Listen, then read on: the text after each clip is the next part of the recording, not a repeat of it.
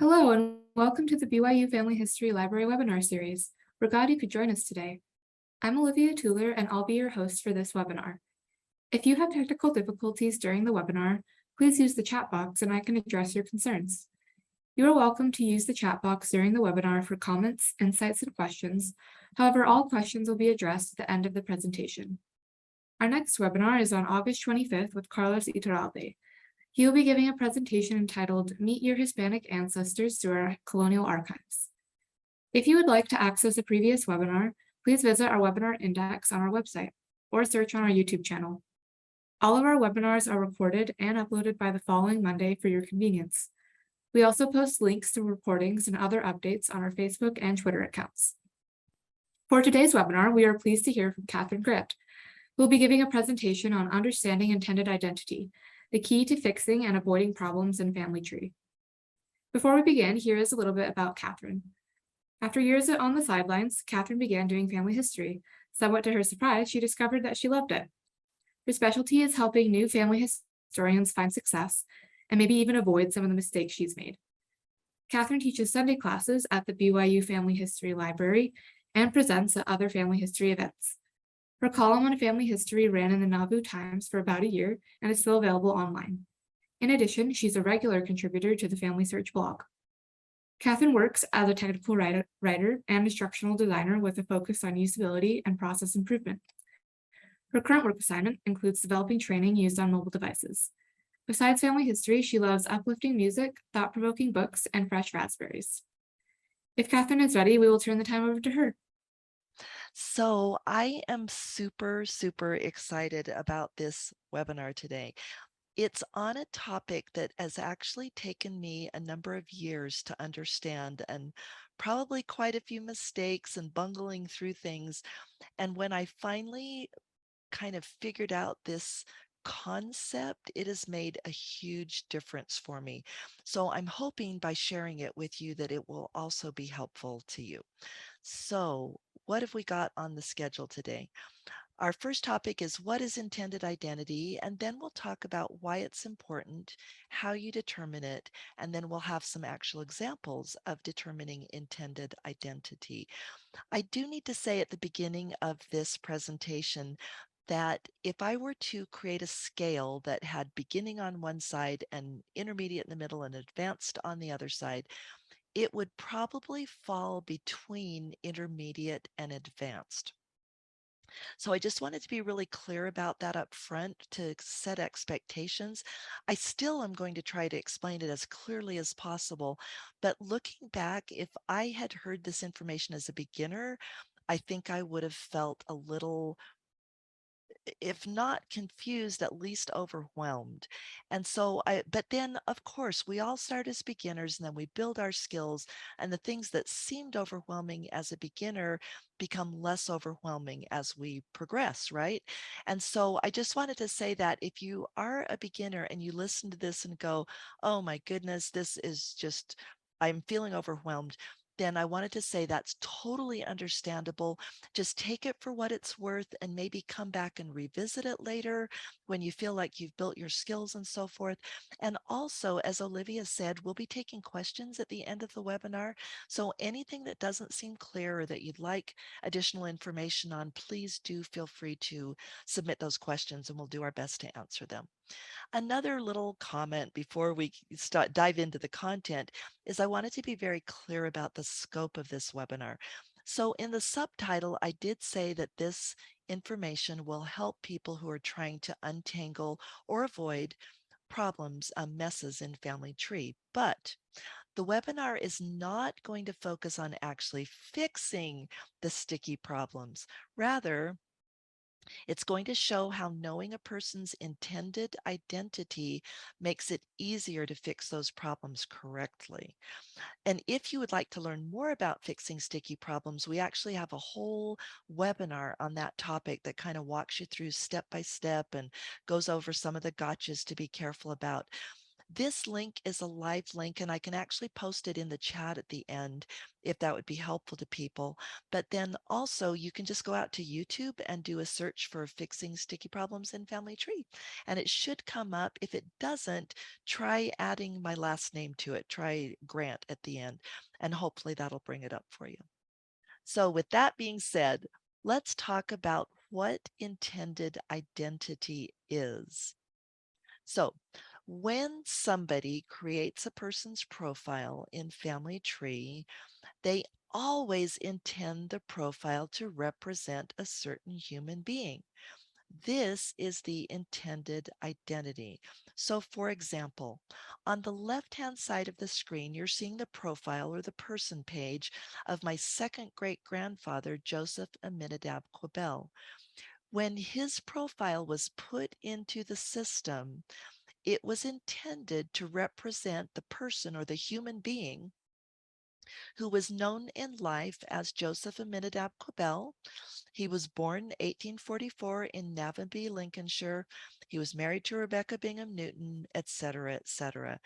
This is a good time to point out that when we try to identify deceased people, we typically identify them or we establish their identity through four things: names, dates, places, and relationships. Now, at this point, you might be saying, well, that sounds like a no brainer. Of course, those are family history basics, and they are. So if I create a profile in Family Tree, I know which human I meant them to represent. Besides that, can't I tell just by looking at a profile page in Family Tree who they are? Well, that works in a personal tree, but in a shared tree, it's actually not that simple. And Family Tree is a shared tree where all of us as users are collaborating together to build a tree of the human family. So why is it not so simple in a shared tree? There's a couple of reasons. One is that if we didn't create the profile, we actually don't automatically know the intended identity. And even more problematic, the original intended identity can be changed through edits, through incorrect merges, through relationship changes, and so forth. In other words, the apparent identity that you see on the profile may not be the original intended identity. That never happens on a personal tree.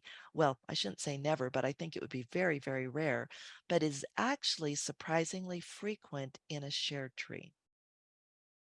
So at this point, you might be asking, like a student did in one of my classes, why do we care? What does it matter if somebody changes the intended identity from the original intent of the person who made the profile in Family Tree? Well, let's look at why it is so important.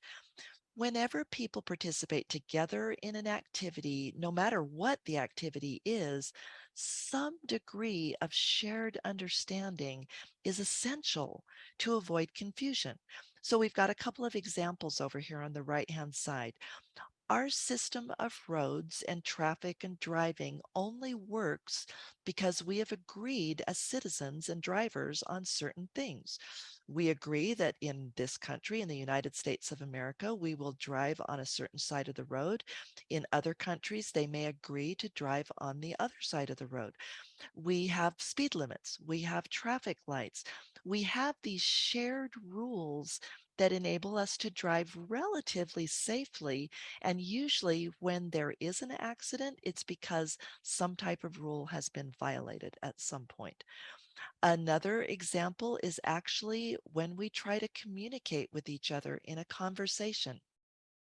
Have any of you ever gone to a country where you did not speak the language? I remember when I went over to Holland as a child, my father was assigned there with work.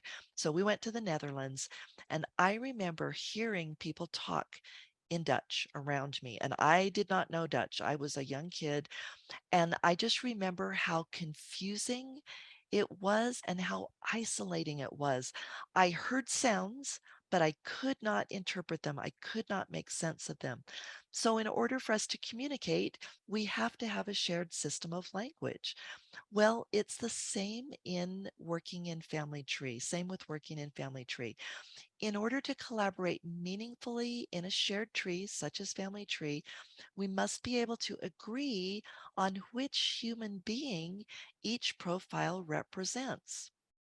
What happens if different users have different opinions on which human being a profile represents? Here's a real life example.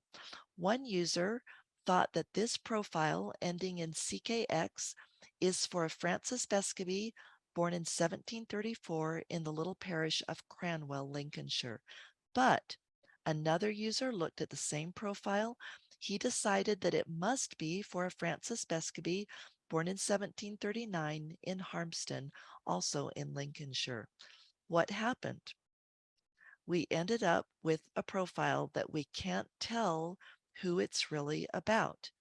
Notice that the birth is in 1737, but the christening takes place 3 years earlier in a completely different location. It is not possible for both of those items to be correct, not because of any genealogical rule, but just because of common sense. We do not christen children 3 years before they're born. How could we, right? So, who is this profile really for? This profile for Francis Bescaby, is it for the man who was born in Cranwell in 1737? Or is it for the man who was christened in Harmston 3 years earlier in 1734?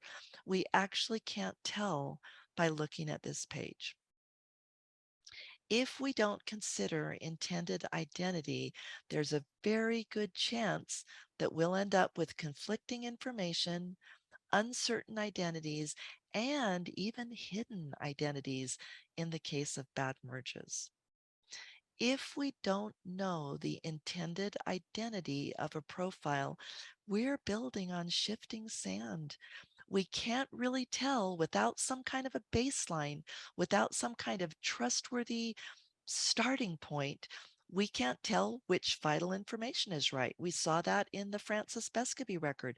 Just looking at that, I have no way of telling whether the birth is right or whether the christening is right. We can't tell which family members really belong. We can't tell which sources apply. And if there have been merges, we can't tell which are correct and which are incorrect. So I want to put forth a simple principle for using intended identity. And I do need to be really clear that this is not any kind of a rule. It's not something that Family Search forces people to follow. This is purely my own maybe attempt to use common sense to sort out messes in family tree. So the principle that I have taken for my guide is that the identity at the time that the profile was created should take precedence, because that's who the creator of the profile intended the person to be. And just like if we had no traffic lights or speed limits or anything, traffic would turn into a huge tangle. If we don't respect the intent of the original creator of a person, then people in family tree, or the person who created the profile in family tree, if we don't respect that, then we have anarchy. We have what, if you've listened to James Tanner's webinars, it's what he calls the Wild West, where everybody's kind of just doing their own thing and we don't agree on who profiles represent. It's You can't collaborate in a meaningful way in that kind of environment. So it just makes sense to me that we would respect the original intended identity from when that person was first created, from when that profile was first created in Family Tree. So, how do we determine intended identity? As I mentioned, it's not always obvious from the person page. When we looked at Francis Bescaby's profile, we can't tell. So, the reliable place to go to figure it out is the changelog. And if you're not familiar with the changelog, it's actually not called that on the person page. There's a little section over here called latest changes. It lists the 3 most recent changes. And then if you want to see all changes since the profile was created, you click show all. So let's look at some examples. Here is a first very simple one. It's basically a slam dunk. One of my friends created this profile and we worked together on it. And so I absolutely know, or even if she and I hadn't worked together, I could have told from the changelog who this person was intended to represent. Oh, and I realized I forgot to say one thing.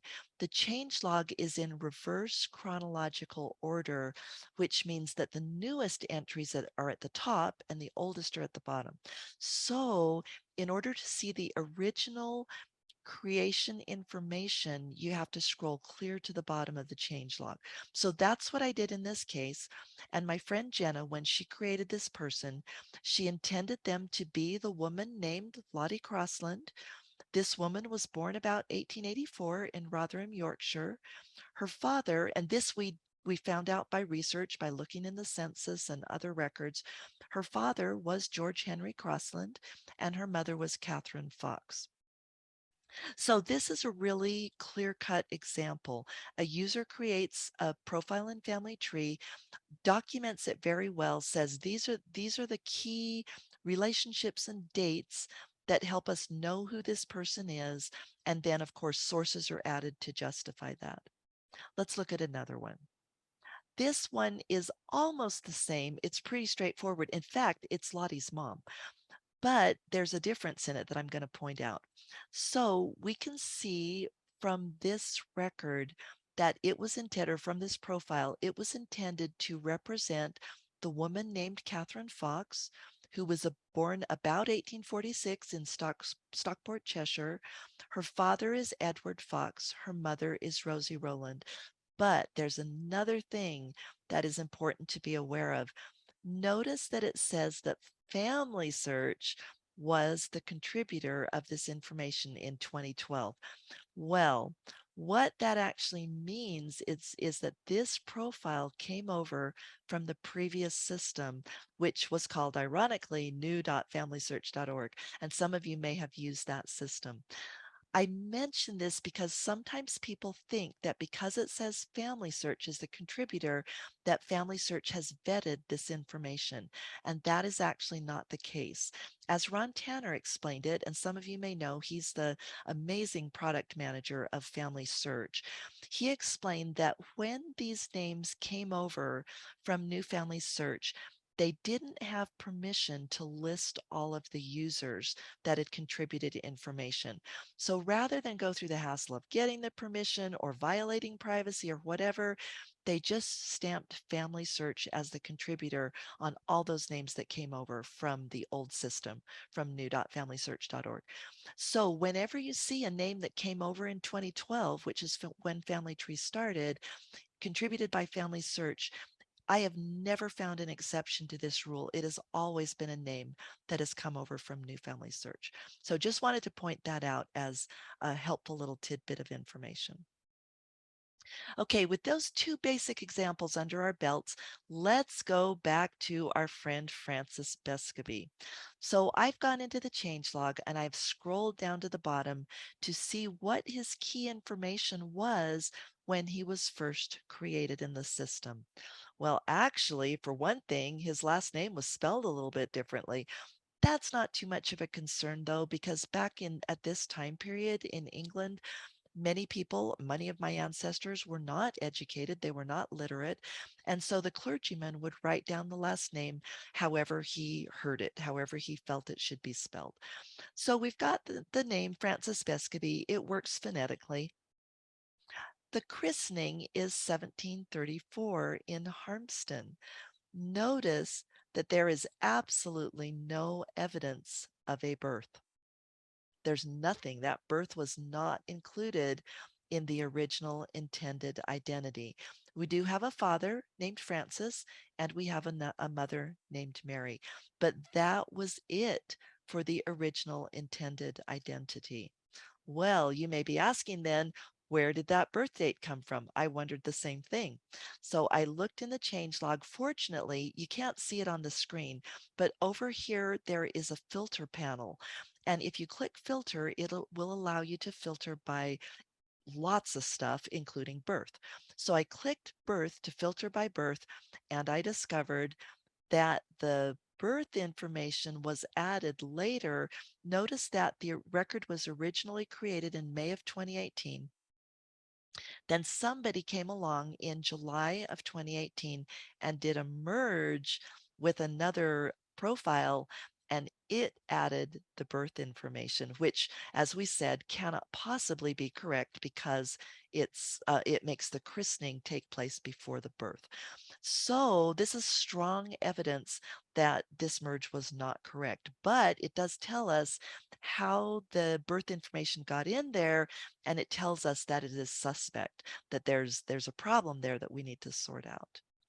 Okay, moving on to the last example. This is actually an example of using intended identity to sort out a bad merge. Again, we're not going to dive into the depths of the actual research and the step-by-step of undoing the merge, but we will talk in principles and concepts that you can apply when you're trying to untangle a bad merge. So, or untangle any merge when you're trying to decide whether it's a true, an accurate merge or not an accurate merge. So I'd like you to meet my buddy Samuel Hibbert. He is actually 13 different people. The reason he is 13 different people is because the poor guy has had 13 different merges done on him. And part of the problem, they're all from England. And part of the problem is that okay, so I started sorting him out. He's actually not done yet. If you guys go out to these profiles on Family Search, you will notice that they're still messed up. I'm in the middle of trying to get them untangled. So you will notice that, sorry, I got a call on my phone and I should have silenced it. So it kind of distracted me there for a minute. Let me get centered again. I just reached out and silenced my phone. Okay, so there were 13 Samuel Hibberts that were merged together, all from England, but from different areas in England. I think part of the confusion was that a bunch of them married women named Elizabeth. So far, I've been able to determine that there are at least 5 families who were mangled together. So as I'm looking through this changelog, I come to this merge and I want to decide whether it's a true merge. I'll be honest with you, this reason statement makes me so nervous. It makes me cringe. I actually wish that Family Search would discontinue it because anytime something contains minor conflicts, probably they're not the same person. And a lot of you probably recognize this canned merge reason statement that appears when you're trying to merge somebody, and it sends the message that it's okay if there are minor conflicts. The trouble is, usually the minor conflicts mean they're not the same person. So this is a red flag to me. And I say, okay, I really want to verify this merge to see if this Samuel Hibbert ending in R8H is the same as this Samuel Hibbert ending in 9WV. So how can we use intended identity to tell if this merge is correct? Let's take a look. So I open the changelog for the first Samuel Hibbert, the one that ends in R8H. And you see on the screen, these are the key aspects of his original intended identity. He came into the system. Notice he came from new.familysearch.org in 2012. His parents came as Mark Hibbert and Mary Bredbury. His name is Samuel Hibbert. So fortunately that didn't get changed.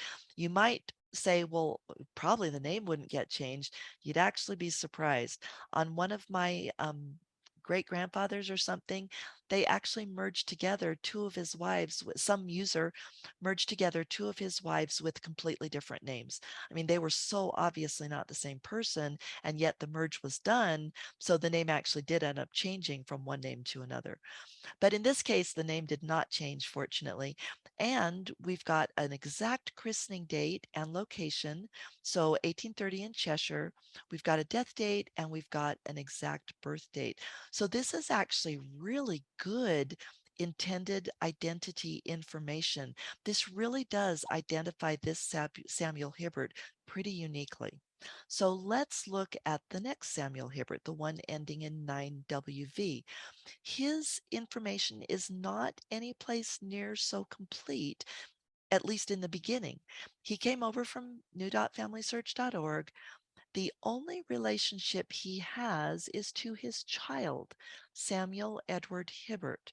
His name, fortunately, stayed the same, but we have no vital information. We have no other relationships, but we do have a little clue here that I think is worth talking about. Because if you work in a country that had extraction done in the mid 1900s, you will probably run across this situation. Let me just say really quickly what extraction is. Extraction is the old indexing program. So volunteers would be given church records like church baptism records and marriage records.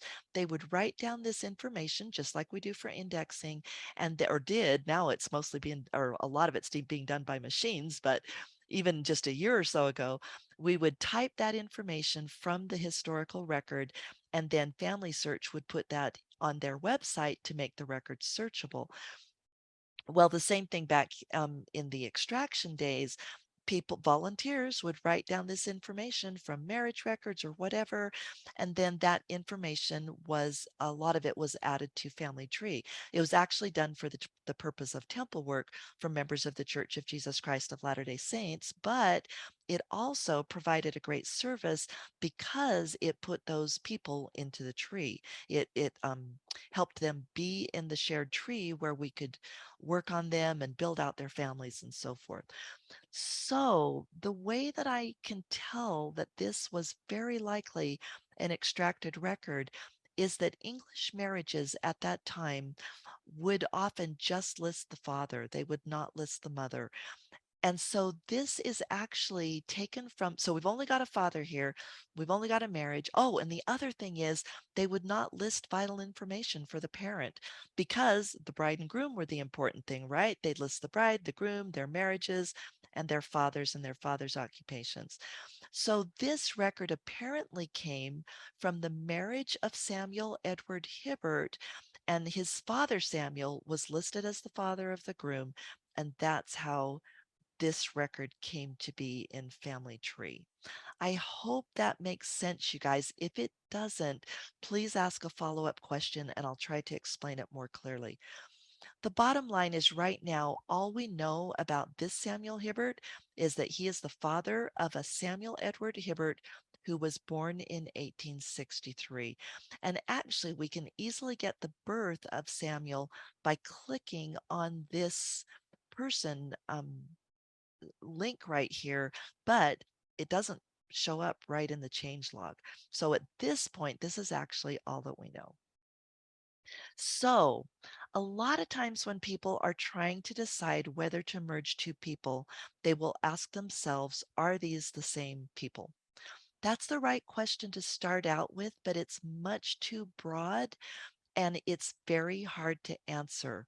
I found that it's a lot better to make that question more specific. So, to do that, let's put side by side the information that we know about these two Samuels. So, Samuel number one, we know he was born in 1829 in England. He was christened in Cheshire in 1830. These are his parents, but we know nothing else about his family at this point based on the intended identity. The other guy, we know his name. We know he had a son born in 1863, and that's it. As we look at this, these two records have nothing in common but the name. We don't have any other information that correlates that says, oh, they're born the same year in the same place, or they had the same parents, or they had the same spouse, or the same kids. The challenge when we just ask, are these the same people? Users will tend to say, well, I don't really know, but I'm going to just assume they are, and they do the merge, and it ends up being incorrect. So the truth is, based on the intended identity of each of these men at this point, we can't tell. We do not have enough information to know if they're the same. So we've got to do a bit more research. And let me tell you that our online digital records make this research so easy. No longer do we have to write to courthouses in different countries or go through microfilm in a matter of minutes, we can usually find the information that we need, especially in the 1800s and 1900s. So that's what I decided to do. So I first decided that I would try this name. Samuel Edward Hibbert is pretty unique. And I thought, I'm first going to see where Family Tree says he was born. So I clicked on his link and discovered that it said he was born in Gorton, Lancashire. Now, I wouldn't just take that for granted, but I actually looked in the census and looked at his birth record, and it agreed that he was born in Gorton, Lancashire. So I felt really good about that. Well, as some of you may know from some of my other webinars, one of my favorite principles in family history is to use what you know to discover what you don't know. It's the best way to make progress in doing research. So when I discovered this Samuel Edward Hibbert in the census and his birth information, I gleaned some extra information from those records. One was that in the census, in multiple censuses, his mom's name was Elizabeth. Now, of course, we didn't have a maiden name there. We're going to get to that in a minute.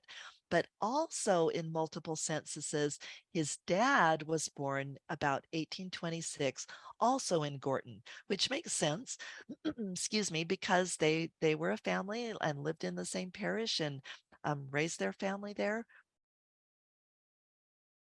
Excuse me, taking a drink of water there. So that enabled me to know this Samuel's birth year and birthplace. And then I looked at Samuel's birth registration, which in England, as in many other countries, will give the mother's maiden name. And I discovered that his mother's maiden name was Kay. Alrighty, so that helps us identify this Samuel Hibbert more completely. What about the other guy? So I was able to find him in the census based on his parents and based on where he was christened and based on census records and birth records and marriage records. Here's a summary of what I found. He was born in 29 in Stockport, Cheshire. Uh-oh, totally doesn't match, right? Well, we're not going to jump to a conclusion. Let's keep looking. I did not find a christening for this Samuel, but as I traced him backwards through the census, I found his parents. His parents are John and Martha. Okay, we've got another pretty significant conflict. Then, as I looked in the census, I found his kids and I made a timeline grid if any of you are familiar with that. So I found it's just a table where you list out the families as you find them in the census. So his kids were Ellis and Charles and Mary Ellen, and there was an Emily and three or four others, but there was no son named Samuel. And when I looked up these kids' birth registrations, their mother's maiden name was Coakley all the time. Maybe some spelling variations, but it was always something very similar to Coakley. So this information taken all together makes it pretty clear that these two Samuels, even though they both married women named Elizabeth, and even though they both lived in England, they were not the same person and they should not have been merged. So that's an example of using intended identity to discover whether two people are really the same person and whether they should be merged or not. So that brings us to the end of our webinar. And I just want to leave you with some key takeaways that I hope will help you as you go forward. So a bit of a review and a few comments. The first is a reminder that when somebody creates a person's profile in Family Tree, they intend it to represent a certain human being. This is what we call the intended identity. In a personal tree, we take intended identity for granted. After all, it's our tree. We know the identity of the people that we create in our tree. But in a shared tree, the original intended identity can be changed or lost through wrong edits, bad merges, incorrect relationships, and so forth. Maintaining the original intended identity reduces confusion and improves accuracy. So knowing the intended identity is a key to avoiding and undoing incorrect merges.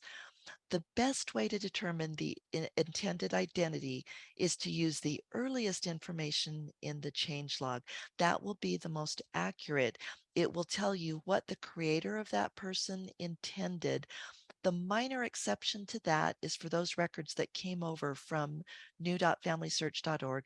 But even then, you can usually tell by the information that was brought over what the original intended identity was for that person.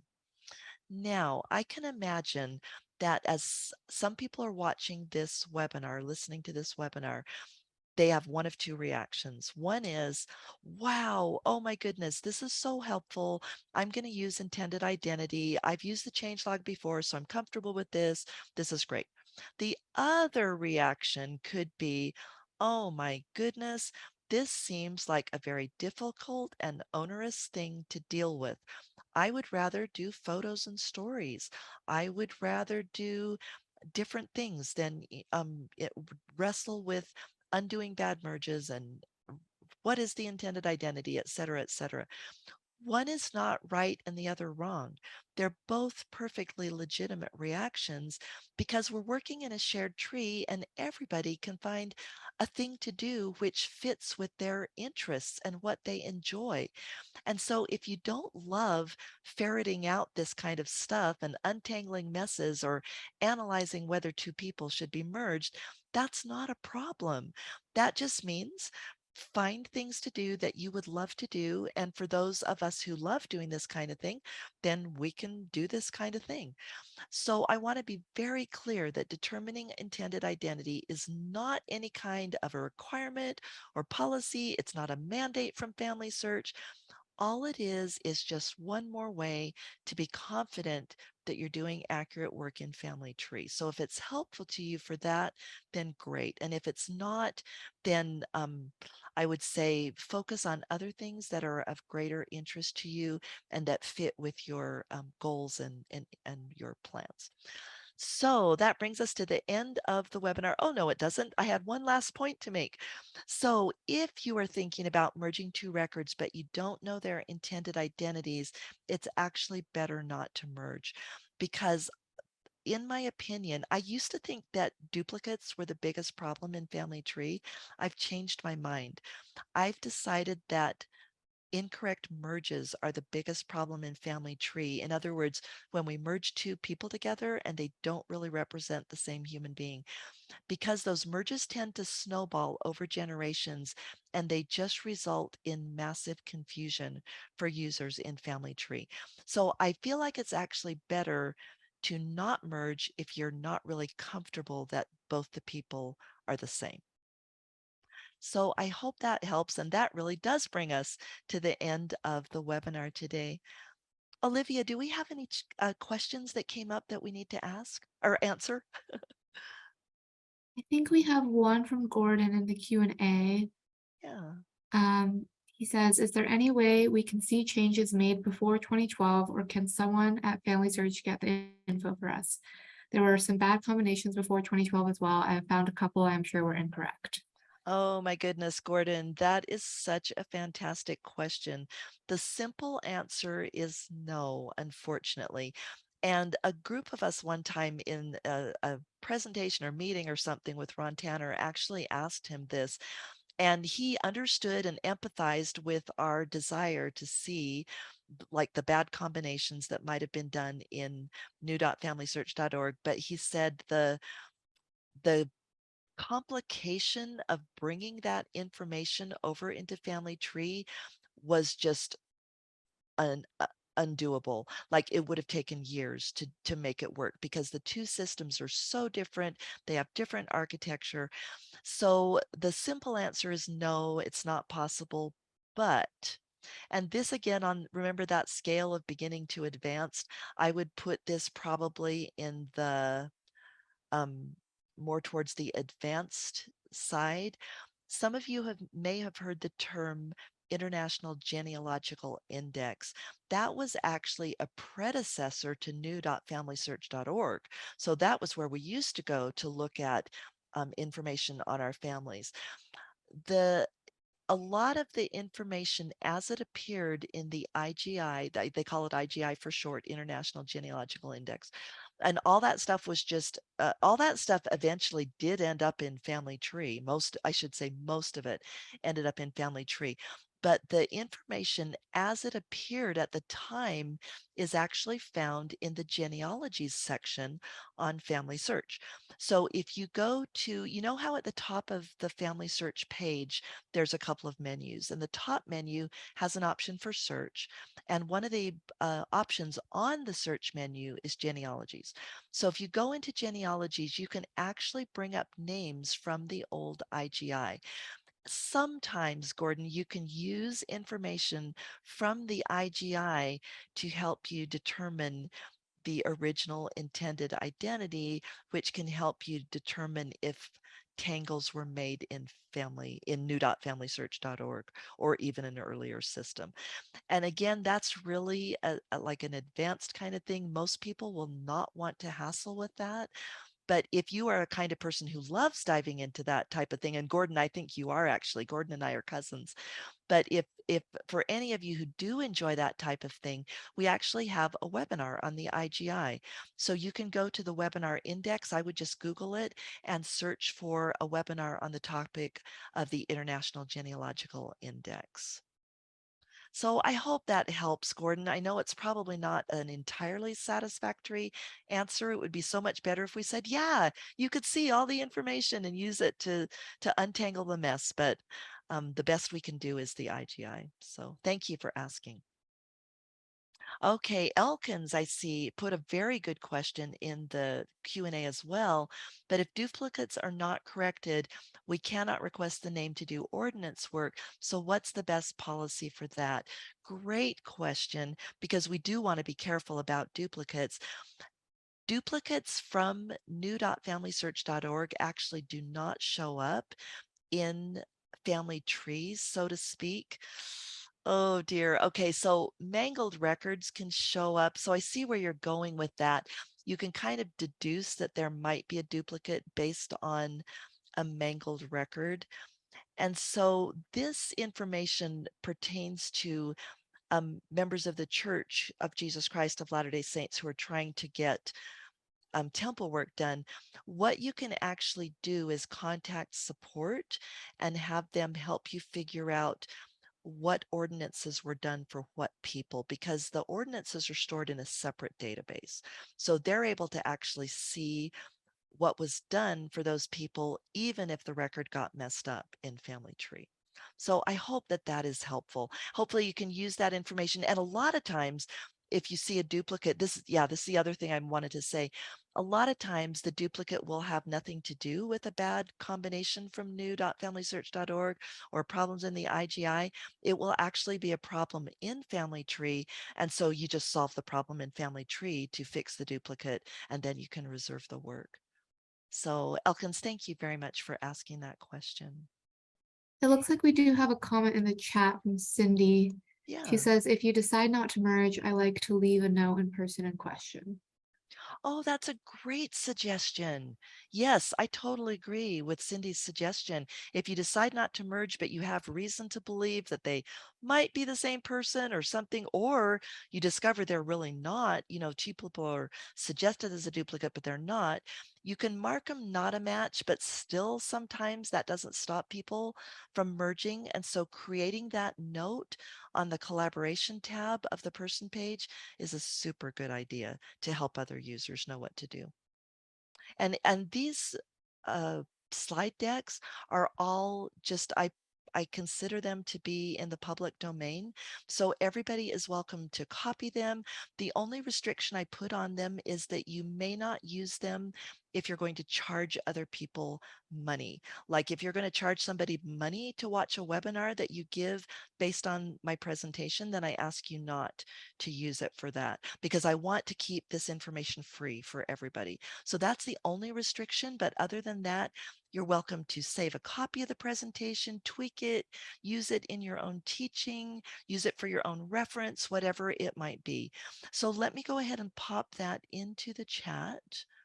There we go. And for those of you who are watching this recording, what we've done in the past is we've actually put the link. You won't be able to see the chat if you're watching the recording. So we'll go ahead and add the link to the information under the recording. And so just watch for that. Olivia, I think it'll be posted within like by next week sometime. It'll be posted to our YouTube channel. Yes, by Monday, but usually by tomorrow, it'll be on YouTube. Okay, awesome. Oh, I see another question from Sarah that says, can we go back and see what mistakes we may have made in this regard? Is there an easy way to undo the mistakes and do corrections? Oh my goodness, Sarah, that is such a good question too, because I have made my share of mistakes, as I think we all have. The easiest way to ferret out those mistakes is actually to go through the change log. If you're interested, there's actually a whole webinar on the changelog. And so if you just go to our webinar library and search for changelog, I think it's called Mysteries of the Changelog Revealed, and that will go into a lot of detail of how to read the changelog. And then the other webinar that we talked about at the beginning of fixing sticky problems in Family Tree would also give you a lot of guidance for undoing those problems. So thank you for asking, because I honestly think all of us can relate to what you just said. We've all had times where we've done something and then later we learn things and we come back and go, oh, I think maybe I shouldn't have done what I did a couple of years ago. So appreciate that. Anything else? Any other questions? Did anybody post a question in the chat that we didn't get to that I might have missed? Because I haven't actually scrolled through the whole chat. If so, please post a question, and otherwise, I think that brings us to the end of our webinar today. All right, thank you so much, Kathryn. You bet, Olivia. Thank you. Thank you so much for joining us today. We hope you will join us for our next webinar, which is on Thursday, August 25th with Carlos Iturralde. He will be giving a presentation entitled Meet Your Hispanic Ancestors Through Our Colonial Archives. A recording of this webinar will be made available next week. You can view that on our YouTube channel or on our website. If you have any comments or questions, you can always email us at fhl_webinars@byu.edu or follow Facebook and Twitter. Thank you and have a wonderful week.